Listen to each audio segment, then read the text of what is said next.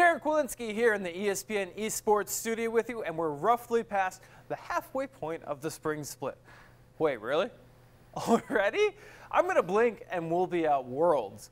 Anyways, time to check in on the League of Legends Global Power Rankings, and to do this, we're tagging in Xander Torres.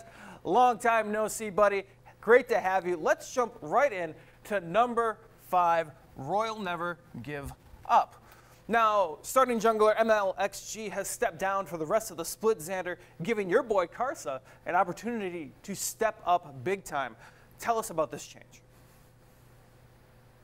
Well, apart from Karsa getting into the lineup, which is always nice, I think that this signals that RNG is trying to stabilize from what they do at the start of the year. You know, they always they give Uzi a break, they kind of take the game slow, they don't really do very much. MLXG is always the hidden trick. You know, Karsa comes in, he does the big thing, he makes the big plays, but then MLXG comes in when maybe the team is off kilter and he changes things up in a way that really isn't consistent but can really surprise teams. You know, overall, I don't really think it matters. Karsa is definitely the better jungler, but it will be a little sad not seeing MLXG in the lineup. Overall, I think that this means that RNG is really setting forward to dominate the spring split again the way they have in the past. Moving on to number 4, we're going to bring in Top Sports right there. Just lost to a middling Sino Dragon, which to us is worrying, right, Xander?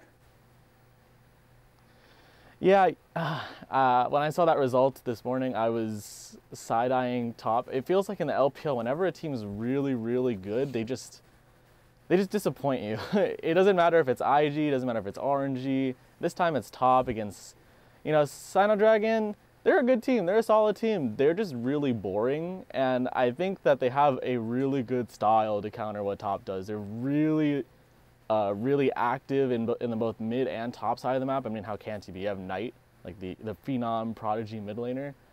I don't really think it means a whole lot for Top. That's the reason why we only dropped them 1, because they've still been the second best team in the league for most of the season. And I think overall, like, Sino Dragon's not a bad loss. It's not like Suning losing to Rogue Warriors or anything. Sino Dragon has some good plays. They're just kind of boring. They don't do very much. Top is definitely going to continue to boil to the top. Let's move on to number 3, reigning world champions Invictus Gaming. They've been holding steady and clawing their way up slowly, and now sit at number 2 in the LPL. What does IG need to do to take down FunPlus Phoenix, Xander? I think they just have to play it the way they have. You know, they had a really bad loss to LGD Gaming, which has perpetually been the worst team in our power rankings for almost 2 years now. They were really off kilter. Ning played the same way that he always does, but they weren't really following up on him. This week, however, they were back to their aggressive selves. Everyone was playing the way they do. They play to win lane, and then they play to win the random team fights that they take.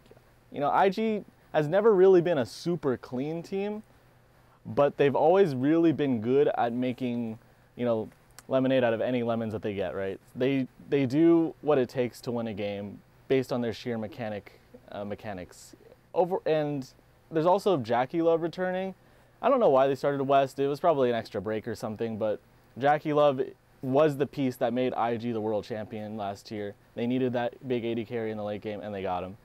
Moving forward, I wouldn't be surprised if they took it back number 1 in the LPL. They do sit right behind FunPlus Phoenix. And finally, the last LPL team on our LPL Power Rankings, our Global League of Legends Power Rankings, is FunPlus Phoenix at the number 2 spot, the only undefeated team in the LPL. Are they untouchable at this point, Xander? FunPlus Phoenix is a really fun team. I don't think they're untouchable. They're doing stuff that the other teams aren't doing, but not really in a way that the other teams can't catch up. Doenby has been a huge change for this team.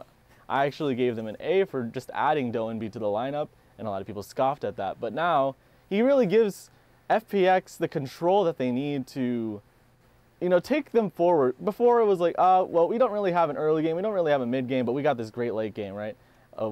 With LWX. Doenby gives them control. Doenby makes his jungler Tian look much better than he did last year.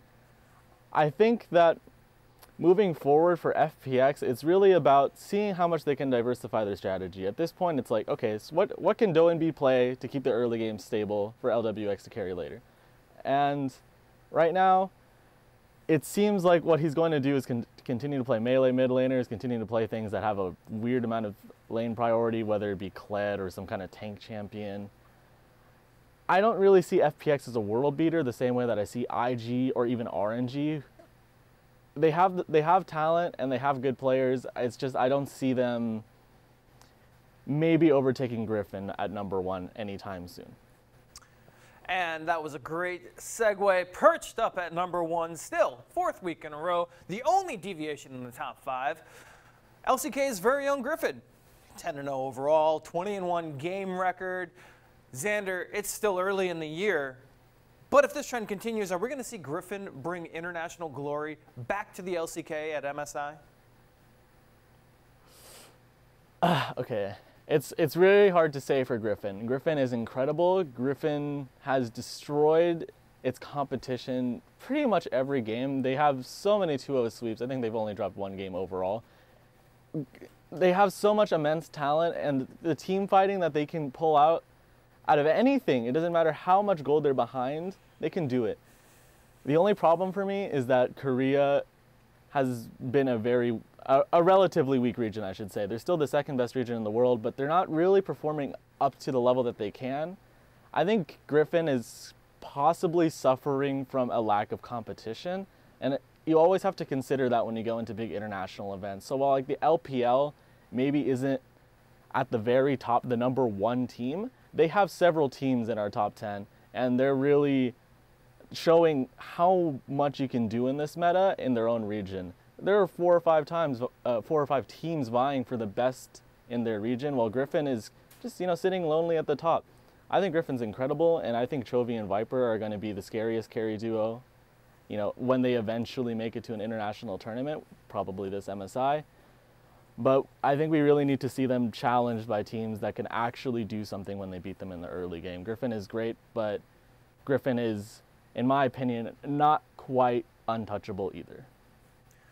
I agree 100% with that assessment, Xander, and thank you again for joining us. And for more League of Legends coverage, keep it locked right here on ESPN.com/esports.